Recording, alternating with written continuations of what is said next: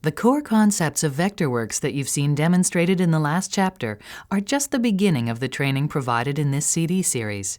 Here's a quick look at what you'll find on the other CDs in this series. Vectorworks Essentials is the next step in your learning path after you've gone through the Core Concept CD.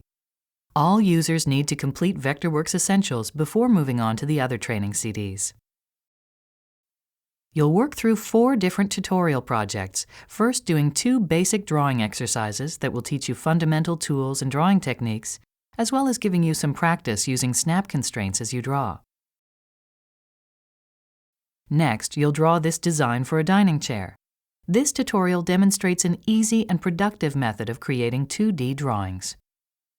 As well as introducing more 2D tools and drawing methods, this project introduces classes as a means of organizing your file, and will teach you how to dimension and annotate a drawing.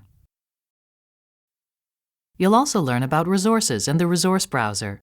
Resources are elements that can be saved in a library and imported from file to file.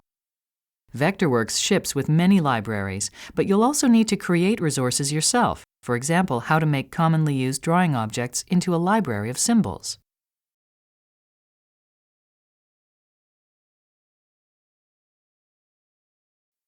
After a brief introduction to the 3D modeling environment in Vectorworks, you'll do a final tutorial that demonstrates a simple 3D workflow. Here, you'll see how the same chair design might be created as a single 3D model instead of several 2D drawings. Different viewports show the standard drafting views, and a change to the model automatically shows up in all the relevant views.